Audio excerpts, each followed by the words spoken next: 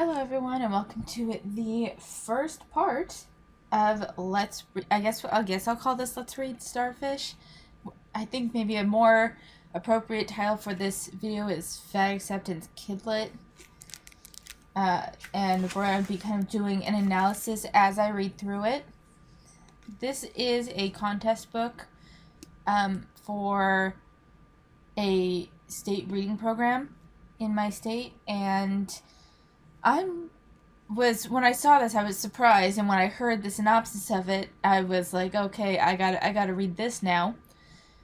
And so, pretty much, it's considered a middle grade book. It is encouraged to be read by pretty much every child in a public school between the grades of 3rd grade and 5th grade.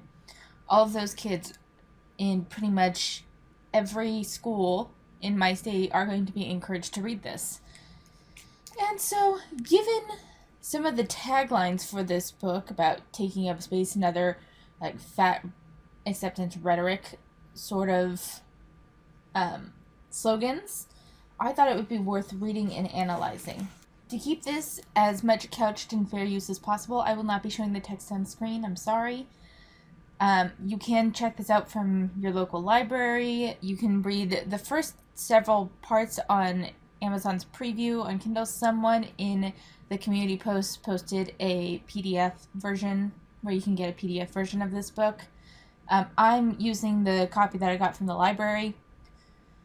And so our visuals instead are either going to be me inking my different Inktober drawings, which are not done in any particular order, or Pokemon.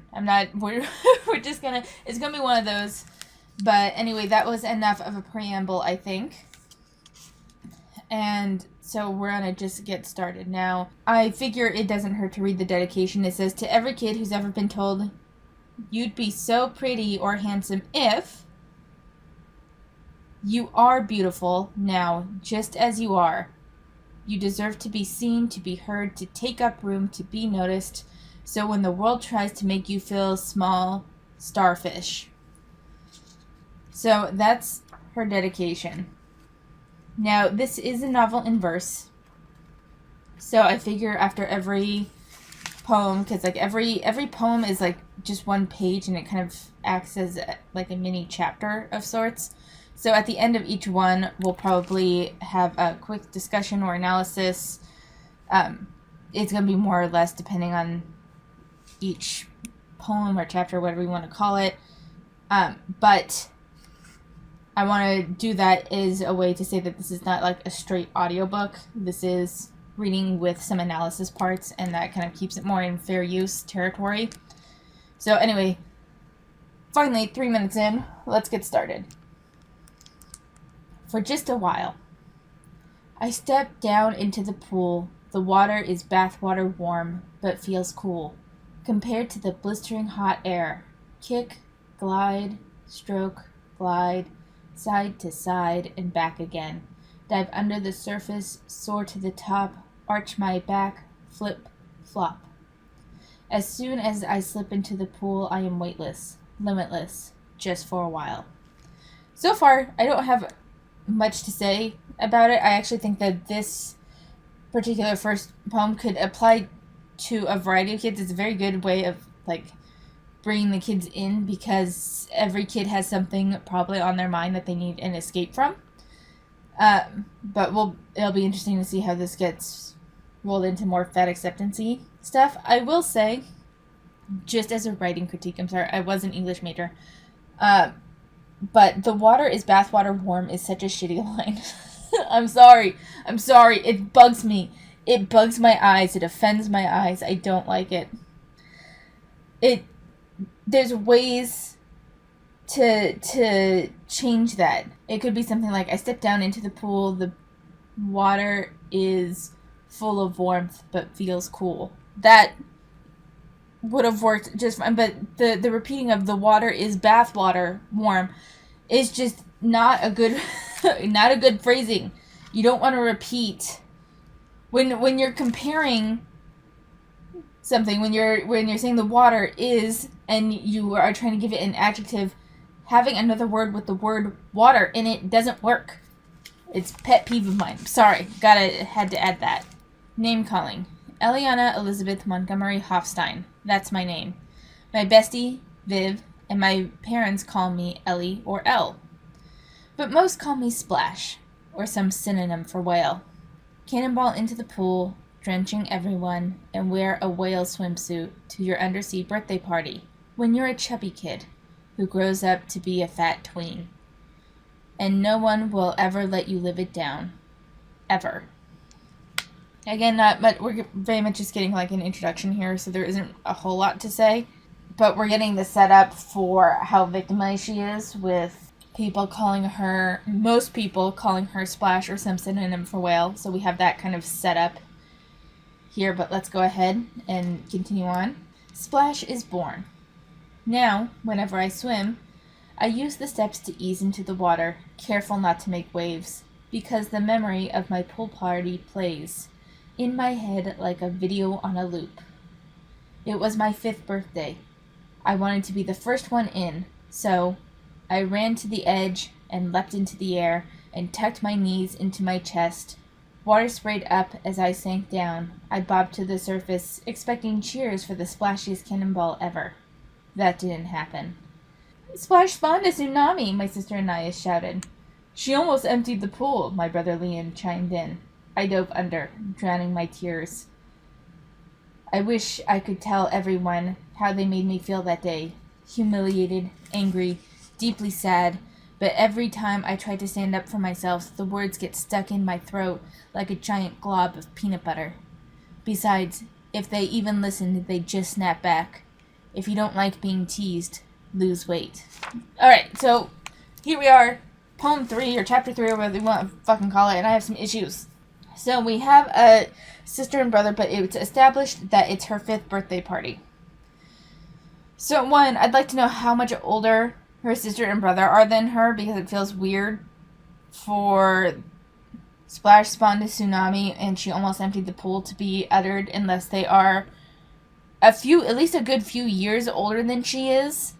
And if they are like a decent number of years older, why would they be picking on their 5-year-old sister?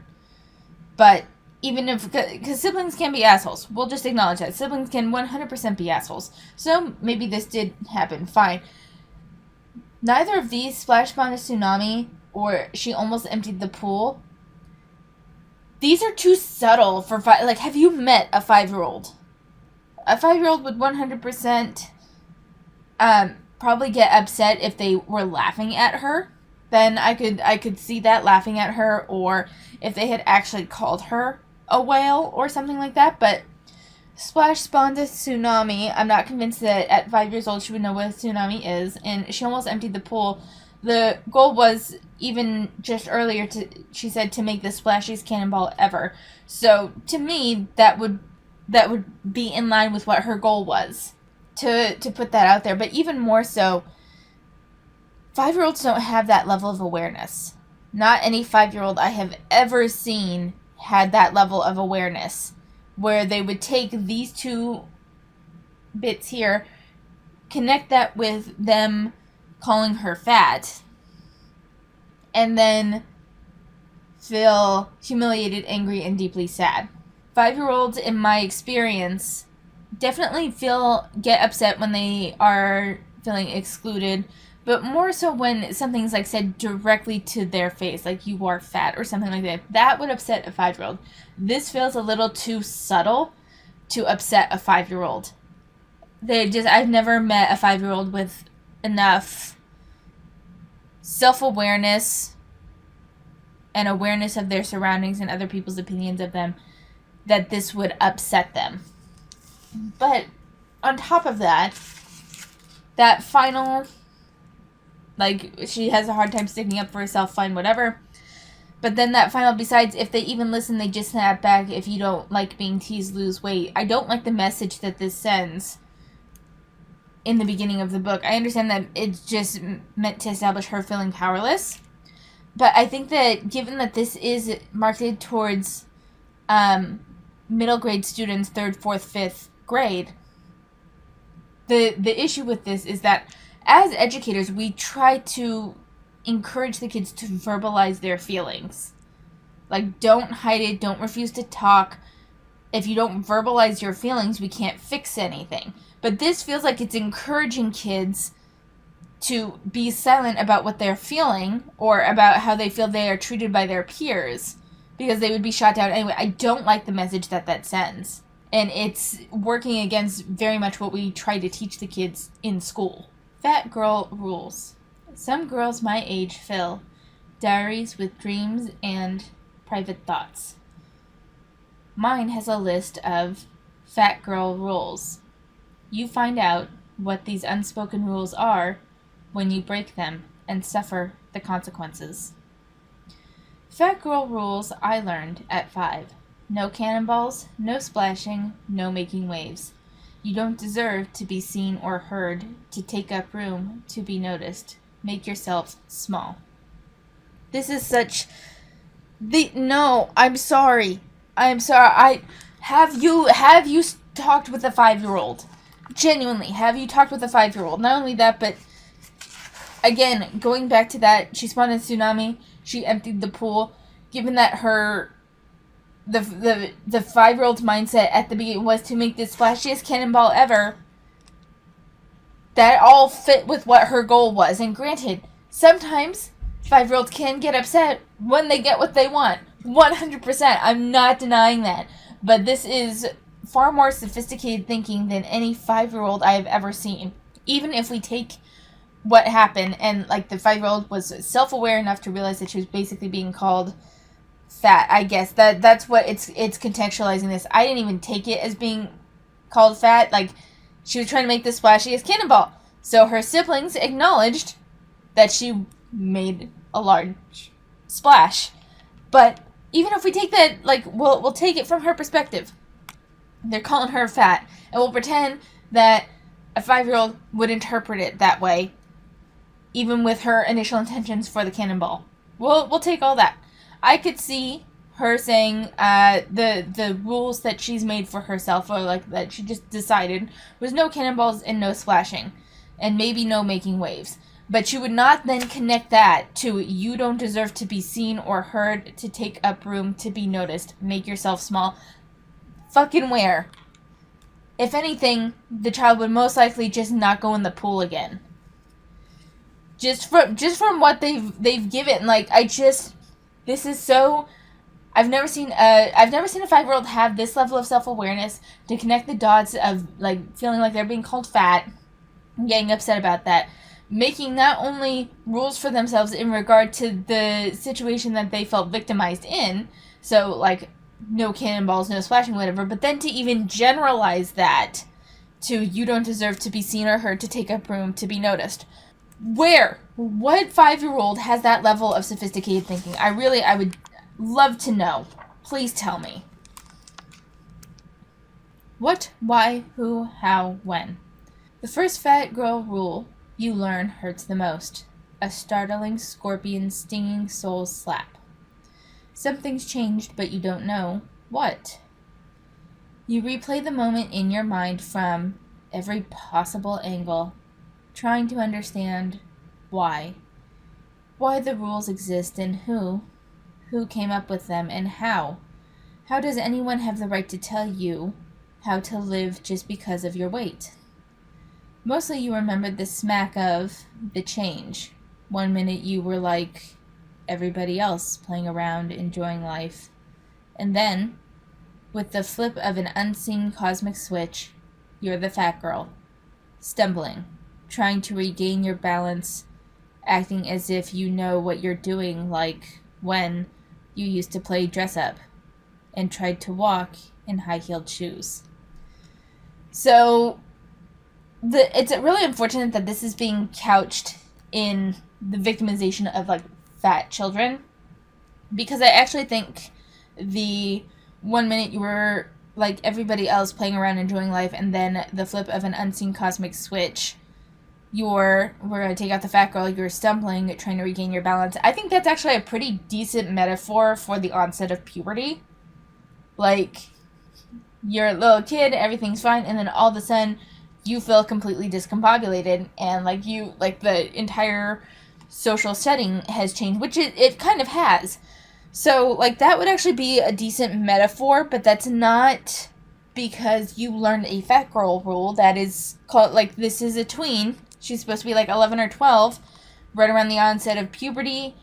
At this point, would likely be developing a more adult body, which, depending on the girl, could be very upsetting.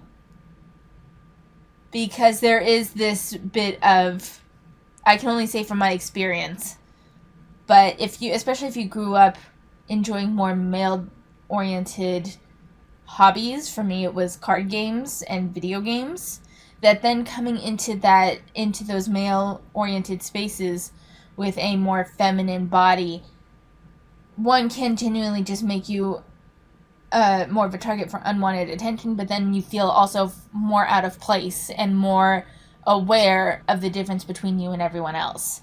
And you can very much hate that, and it can be stinging. Like, I can understand that part of it, but I don't think that it was because your sibling said something when you did a cannonball when you were 5. Alright, the gift. Every time I see a pudgy preschooler, I want to hand her my list, like the answer sheet for a test, to spare her the pain of learning the rules firsthand.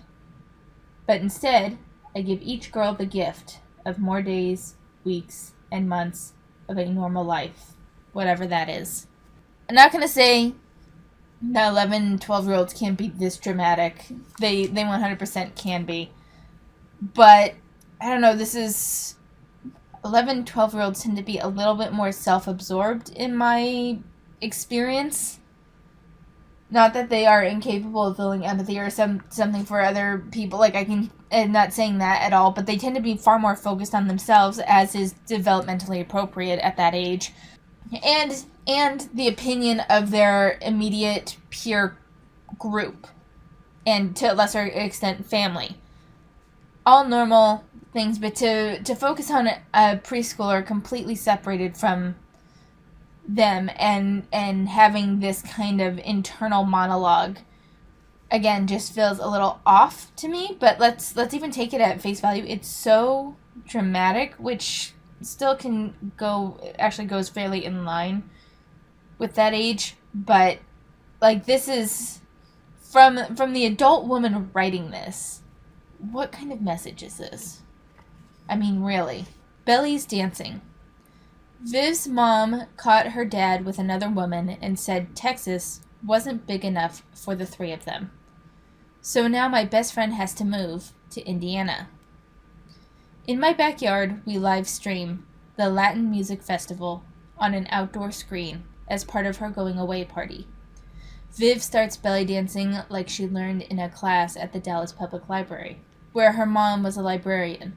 I follow her lead and our arms morph into snakes as our hips figure 8. My dog Gigi, a pug, runs circles around us as we sing at the top of our lungs, along with the bands, and dance with complete abandon, like you do when you're all alone in your room, trying to make some new moves or making up some of your own. Except it turns out we're not alone. Nothing much to say there, although I would be curious, are there actual libraries that like put on free belly dance classes? In Texas, of all places? Like, genuine question, because that surprises me. I mean, belly dance classes haven't. I grew up in a belly dance community. My mom was into belly dancing, so I went to a lot of haflas, and I saw it a lot growing up. It's really not a big deal. I'm just surprised that they would put on belly dancing classes for minors at a public library in Dallas, Texas. I could be wrong. I could just not understand Texas very well, which is very true. Never been to Texas. I'm just saying, I've always viewed Texas as more conservative, and I was just a bit surprised to read that. If anyone's from Texas, let me know from your perspective about free belly dance classes for minors at a public library. What's Does that seem weird to you at all? The new neighbor. Mid-twirl, I open my eyes to see a girl's head pop up over the fence, then disappear and reappear. This trampoline girl saw me shake parts of me I didn't even know I had. What do you think you're doing? I stopped dancing so fast. I about gave myself whiplash. I see her head again. I heard Dia de Vetidos. She says it so quickly it's like one word. She disappears and reappears. Couldn't help myself. In a flash, she climbs over the fence and lands in front of me. I'm Catalina Rodriguez. So I don't really have anything to say about that. That's clearly like some exposition to get us to the next point. So I just don't have anything to really say on that one. A poet and a musician. Catalina points to the concert on the screen. Wow, so you like Dias de Vertidos too?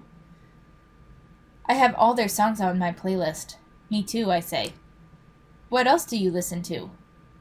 Don't get Ellie started. Viv rolls her eyes. If eye rolling were an Olympic sport, she'd be a gold medalist. I'm a poet, so I love music because lyrics are sung poems, I say. Rap and country are my faves. I'm a guitarist, Catalina says.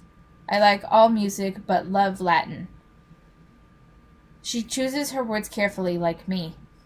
But she's not like me. Catalina's skinny, like a pancake. I'm more like a 3-tiered cake. My fat dar should be sounding the alarm. Why isn't it? Fat dar is something new, and now I feel like I need to look up on TikTok for a tag on fat dar. But the fat dar thing also just kind of feels borrowed from gaydar. Because this doesn't, my fat dar should be sounding the alarm, meaning that because she's skinny, she's, therefore a threat or something.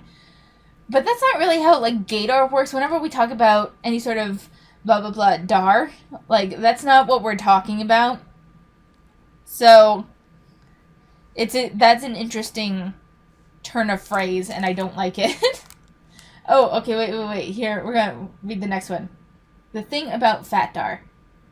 Fat dar is a lot like Spidey Man's Spidey Sense, a sixth sense. Somehow we just know when someone's about to say something hurtful or do something mean. Even in a crowd, I can spot a fat phobe, someone who's grossed out by overweight people. Fat phobes give off this vibe, part discomfort, part shock, part fear, part anger, and all hatred. Hate this! Fucking hate this. I hate this so fucking much. This is, this gives me so much fat fab feminist vibes with her, thought crimes line of thinking. Because they're saying, the message that's being sent through this is somehow we just know when someone's about to say something hurtful or something mean. One, that can be part insecurity and part just being able to read social cues, but we're even going to put that off to the side. Even in a crowd, I can spot a fat phobe, someone who's grossed out by overweight people. Fat phobes give off the vibe, part discomfort, part shock, part anger, part fear, all hatred, whatever. This is you interpreting something else from someone just standing there, and I don't like the encouragement of kids to emulate that thought process. To me, this is just them, encouraging not just, the fat phobe aspect, but anyone that's, because kids this age, sorry, I'm having a hard time organizing my thoughts because this really fucking bugs me. Kids this age, there's a developmental process for kids this age called the invisible audience, where they feel that people are always looking at them and always, always judging them. That's a natural developmental phenomenon that we all tend to grow out after our teens. But this is just encouraging that to run amok, and it's putting thoughts on other people that they may not have even thought. Sometimes people just end up looking at you. They don't even necessarily are thinking anything. Sometimes they see you and they look away and they're not thinking anything. They just realize that they were looking at you and, oh, that's kind of rude, I'm going to look away. Sometimes they're more concerned with themselves. So, there's just so much. I hate this. Shadows. Baila conmigo. Catalina shouts as the next song starts, and she dances with us. Teach me that one move, Ellie, she says. Which one? The one where you were kinda kicking your leg while you spun. When I dance, knowing Catalina's watching, I feel every pound of my legs, see my fat shake, and notice how round my shadow on the grass is, next to her angles, so I stop. Fat girl rule. Move slowly so your fat doesn't jiggle, drawing attention to your body. But that uncomfortable in my own skin feeling fades as the music blares, and Catalina screams, going all bananas with us, during the tribute to Selena. Again, very I don't like how this is couched as like a fat girl issue, because this is very normal of when someone's watching you, you become very aware of all of your faults. And granted, the average tween isn't going to like think like that, so I guess this does add validation to that experience. But I don't like that then this is followed up with the fat girl rule: move slowly so your fat doesn't jiggle, drawing attention to your body. Because this whole thing is kind of couched as like fighting fat phobia, but the experience of worrying about every perceived issue with your body is when someone is actively looking at you, actively watching you, is a very normal feeling. And I don't like that it's couched like that. And this actually continues. We weren't finished. Sorry, I just realized that. If dance partners were food, Catalina and I would be peanut butter and jelly, cookies and milk, chips and salsa. We're different, but make a perfect combo. Heads, hips, and hands moving in sync. Right on cue as the sun sets, the katydids start their singing, fast and furious since their tempo's based on heat, or maybe Selena's bitty bitty bum bum beat. Catalina, dale la buenas noches, y ven a casa. A woman's voice calls out. Gotta go, Catalina tells us. Thanks for letting me crash your party. She climbs back over the fence, then trampolines. Can't wait to come over again. So we finished. Sorry, that was all part of Shadows, and I missed that part, but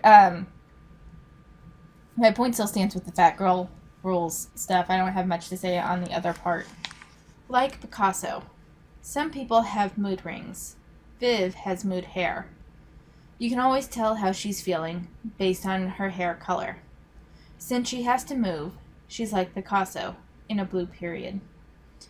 Her bottom lip juts out as she pouts, and when she huffs, her stick-straight blonde bangs with blueberry tips stand straight up for a second.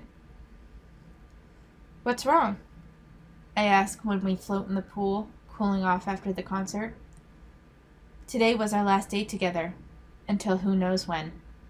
And not only did I have to share you, but I also had to watch while you made a new friend.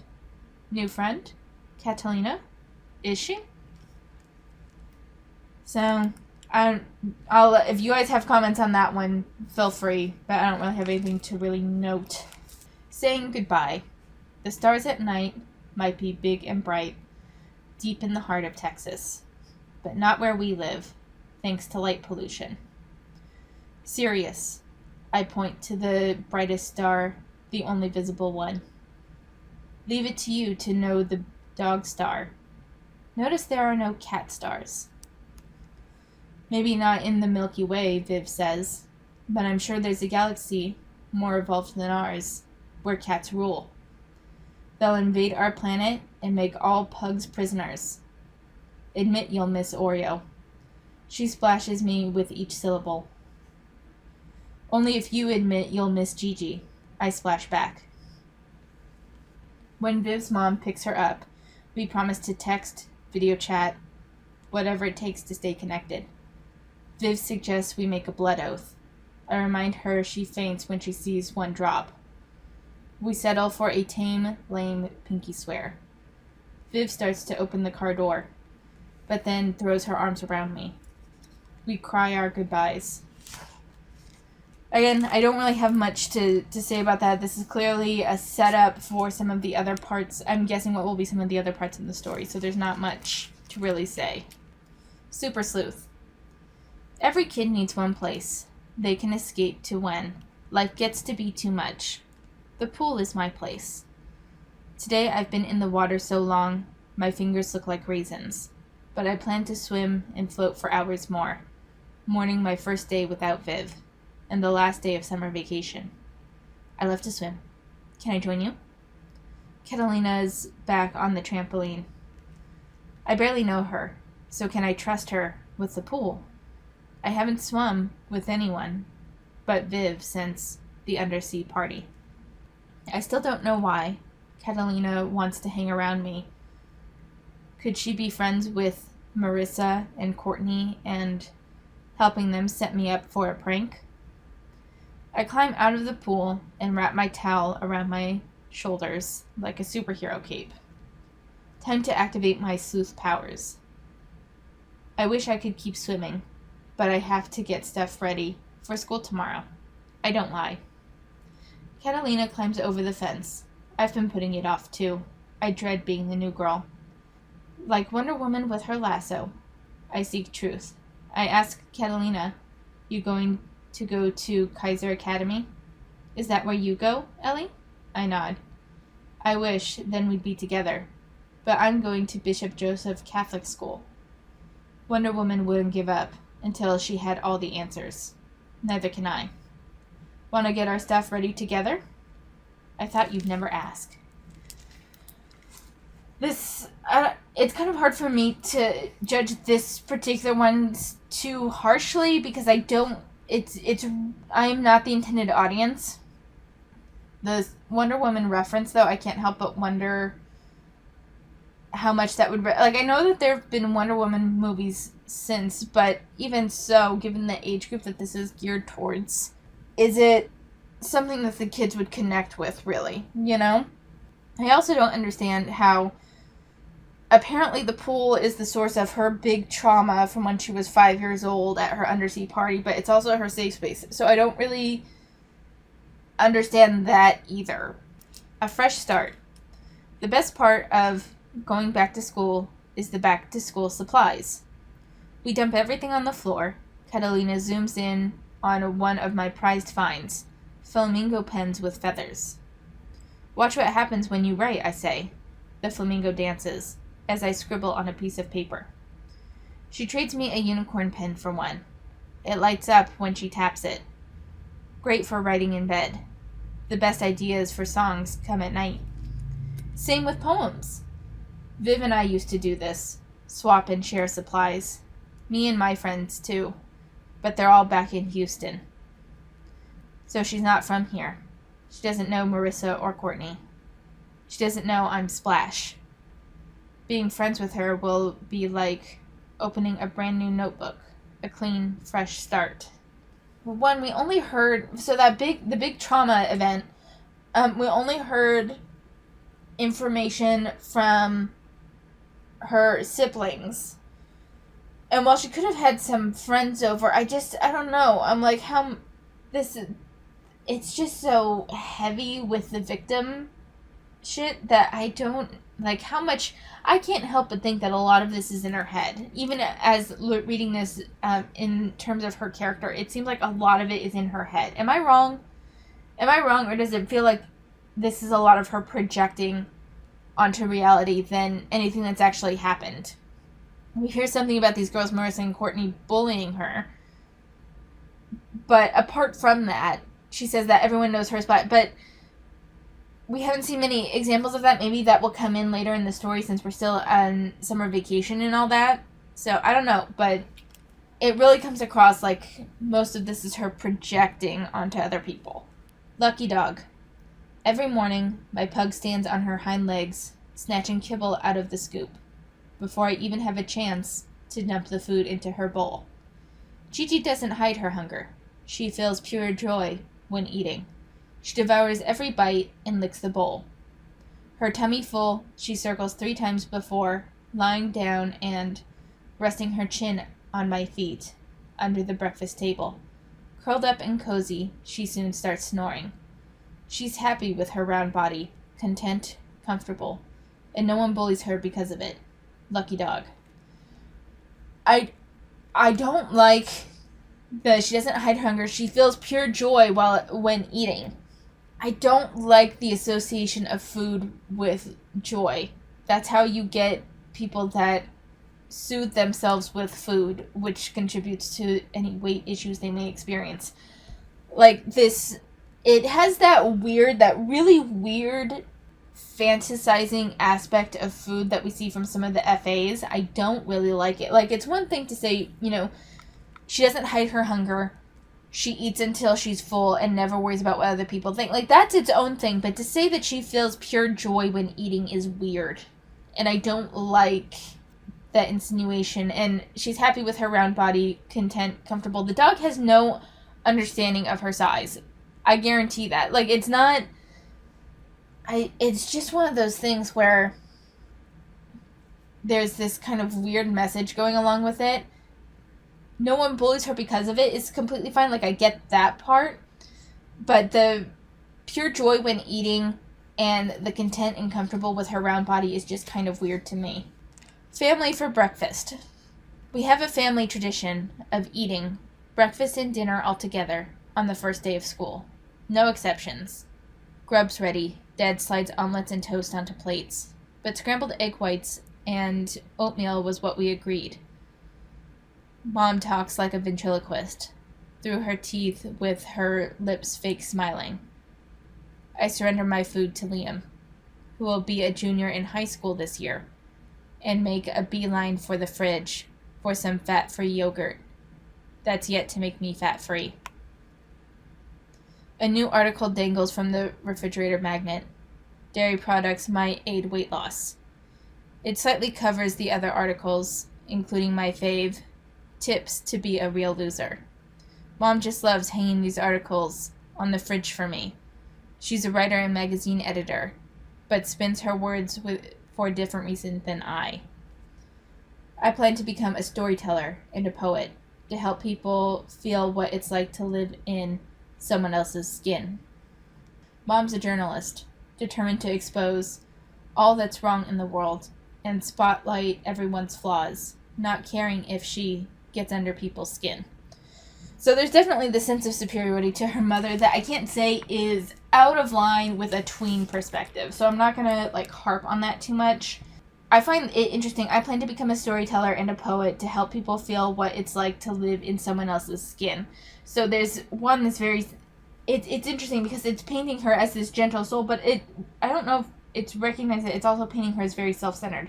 Where Mom's the journalist determined to expose all that's wrong with the world and spotlight everyone's flaws, not caring if she gets under people's skin.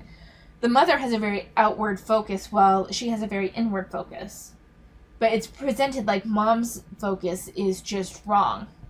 Just the characterization. Mom talks like a ventriloquist through her teeth with her lips fake smiling because the right breakfast wasn't made. But it's also worth noting that if she's supposed to be 11 or 12, she's likely a 6th grader. We're going to assume she's roughly in 6th grade. Her brother is a junior in high school, making him probably around 16-ish, right? 6 years older than he is. So why, at 11, would he be making fun of his 5-year-old sister? I mean, I guess it's not... Again, siblings can be complete assholes. But I find it hard to believe that Mom would not scold him for that, even though it's like Mom is being set up as the villain in this narrative. I just, it's on your sister's birthday. I find it hard to believe that Mom wouldn't correct him. And even, I've known plenty of 11-year-olds, because that's about how old he would have been at the time, if he's about 6 years older than she is. I don't know of a single 5th or 6th grader that would make fun of a kindergartner. Again, siblings can make this kind of... We're not sure. I mean, actually, so... That's about the same... Not quite, but pretty close to the same age distance between myself and my sister. I wouldn't make fun of my... Even with all of the shit that I would, my sister and I would do to antagonize each other.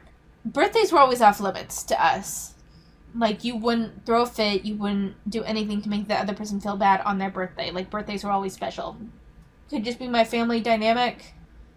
Let me know what you think, because it just makes the kindergarten birthday event sus to me. As for the mom putting up the articles, I need to know more about the mom to see, like, how toxic she's going to take it. But this is actually a pretty good example of one particular thing that I do critique when we're talking about children losing weight. You don't isolate the child for dietary changes. Everyone in the family participates. Isolating the child and picking the child out in the family as the one that needs to eat differently is just recipe for disaster. So I will put that out there. Alright, and I think this is going to be the last poem, part, chapter, whatever we're going to read for today. It'll put us at about a tenth of the way through the book. Does she remember? Dad looks at Anais and Liam. Both are wearing new clothes. I tug on the hem of my old button-down shirt, trying to make it longer. No new clothes for Ellie? Dad asks Mom. She gained more weight this summer. I'm afraid if we keep buying her bigger clothes, she'll just let herself get bigger. If Mom thinks I look horrible now, wait until I can't fit in anything and have to go naked. Liam inhales his food and belches, I'm out of here. Seconds later, the back door slams, and tires squeal as he shows off his red Mustang. He thinks he's a stallion since he's 16. Enjoy 6th grade, Splash, Anais calls over her shoulder as she leaves to start her senior year of high school. That's like saying to a shark bite victim, enjoy the free liposuction. I wonder if my sister even remembers it's her fault everyone calls me Splash. How that one word on one day changed my world. What in the fuck is this? Okay, there's so much wrong. So we've already established that the brother is 6 years older, but it seems like the sister is even older than she is, meaning the sister would have been in 7th grade when she was having her kindergarten age birthday party. Like, I understand that siblings can be assholes to each other. I 100% get that. And I get that it's setting up that the mother really does not give a shit about her overweight daughter. But there's so much wrong with that. Like, if we keep buying her bigger clothes, she'll just let herself get bigger. She's 11. That falls pretty squarely in the mother's realm. There was, I think the book is called Heavy, but it was a biography of, or a memoir of a mother working with her child, much in the same way that Ellie was at the beginning of the book at 5 years old. The memoir daughter was probably around that age too, and how she was like obsessed with getting her daughter's weight under control. And that had some, like, the mother in Heavy didn't do a great job. I think she took things too extreme, and I do think that she scarred her daughter for it. But this is just a cartoonish villainy of a mother. I don't know, a mother like this, to me, would try to exert more control over her daughter rather than these passive-aggressive articles on the fridge and apparently withholding new clothes. I can see that withholding new clothes as, like, you didn't earn them or something, but the way this is phrased, it's so cartoonish.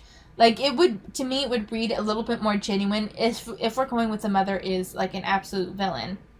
That Ellie gained weight when she said she would lose weight, therefore she didn't earn new clothes. Like, if we want to go for, like, the abusive mother route, I think framing it like that, rather than if we keep buying her bigger clothes, she'll just let herself get bigger.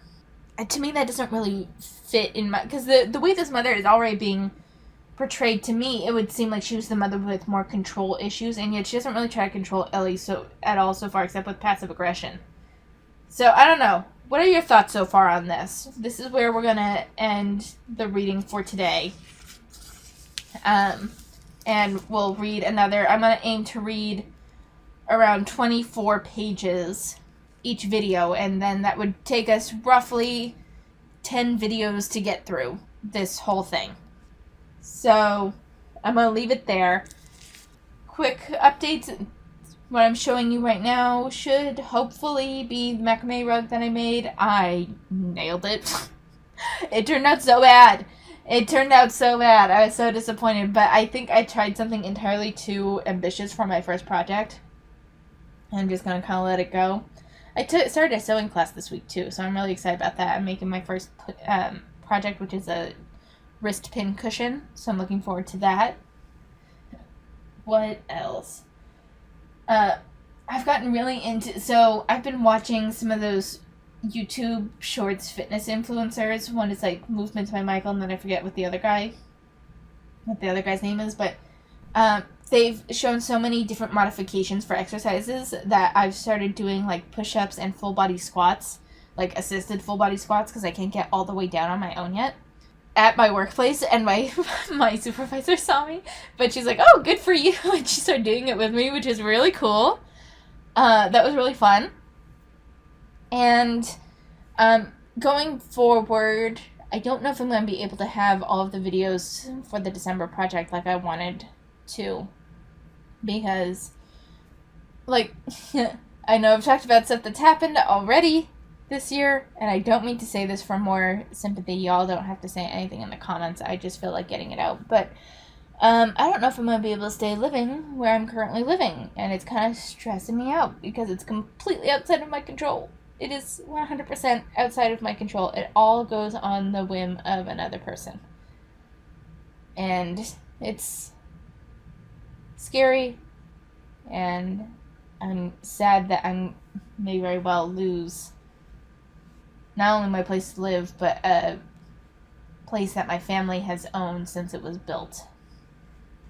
Now, I won't get too deep into that. Let's end with something fun. So, looking at what I've read, The Lady I Served Became a Master the ending was a bit underwhelming for me. I felt like that last arc was just a fucking mess. It wasn't a bad story, but it wasn't like Who Made Me a Princess or The Reason Why Ray Liotta is at the Duke's Mansion. Like, it didn't hit that level for me. It was okay-ish. There were a lot of Tappy Toon events this past week, so I got to sample a bunch of new ones. I'm living with my mother-in-law. I wouldn't mind reading a few more chapters of that, but it kind of reminds me, it feels a bit like it's going to be a one-track joke, kind of, or like the same thing happening over and over, like my stepmother and stepsisters aren't cruel or aren't mean, or whatever that book one was called, where it does this thing where it frames it like the person in power is going to be upset only to fully support the protagonist. And, like, it's not bad, but it gets old pretty quickly if it's just, like, that one note over and over again. The King in Me looks promising. It's a story about this guy that visits, like, an archaeology student visits a Egyptian burial site and awakens a statue that seems to be very attached to him. And that's kind of where we are with that. I Moogie You, a Slippery Love is something about a snake that wanted to become a dragon and was blessed, but I think had to fall in love or something, and then this lady chimes in. I'm going to get 2 tickets for it next week. I'm going to read the next couple chapters. It has some potential, but I don't know if it's something that I really want to continue reading. Hoodwinked into Her First Kiss is another one of those mistaken identities. Like, she's just trying, so she is someone that was going to be the villainess of the story, and now she just wants to survive, very much in that line. And she thinks that the prince, because she's never met him, is a servant and treats him like a servant when they first meet, and then it's later revealed, no, he is the prince and you fucked up. But it seems like it's going to be played off like he found it amusing or something. It's very kind of by the book romance. I don't dislike it, and I would probably continue reading it, but it's not anything groundbreaking from what I've read so far. Call Me the Devil is about these devils that feed on human energy, and each devil that's been shown to us so far is a different type of devil, or different type of demon, depending on which translation you want to go with. And this woman here is unaffected by any of their powers, and they are all intrigued by that. And then this one in particular seems to be falling in love with her. It's an interesting narrative, I will say that, and I was able to read like half of it for free, so I might just continue reading that one. The ugly duck. I woke up as the ugly duckling is getting even more kind of creepy with the one guy that was waiting for his love interest to be reborn when he didn't even treat her that well in their original life. It's weird. Lady Beast is an interesting romance. They keep switching bodies for some reason. They don't know why, but they end up learning about a little bit more about each other each time. And they end up handling things in ways that are kind of funny. It's working out pretty well. I like this one. The Oddball Lady's Fiancé. Basically what it is that neither one wants to get married, but they need to get married for the show of it. She wants to be able to alchemy, and he's like, I need someone to act as my fiancé for a few years to get certain people off my back, as they will no longer have power over him in 2 years. And in exchange, he'll just pay for her for the rest of her life.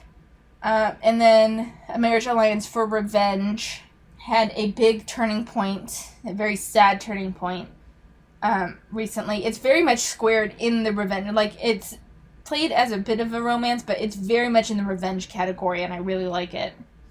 The Mistress Runs Away. It's not bad, but I have high suspicions that they're going to end up together anyway, which is very disappointing. Let's see. Divorcing My Tyrant Husband is still one of my favorites. Still one of my absolute favorites. Beloved by My In-Laws is still very cute. The Empress Wants to Avoid the Emperor is still very cute, and I think that's about where I am with my reading. When it comes to games right now, I'm pretty much just playing Amnesia Memories, and when I get really stressed, I play a Pokemon emulator. And that's about where I am with those. So, but a new game is coming out next month that I can't wait for, and I really want. It's My Next Life as a Villainess, and it was the Otome game version of it. I followed that manga series, and I'm super excited to play the Otome game of it. I'm so excited. It releases next month, and I'm so excited. But anyway, I think that's where I'm going to end it for today. Thank you so much for watching. Take care of yourselves, and I'll see you next time.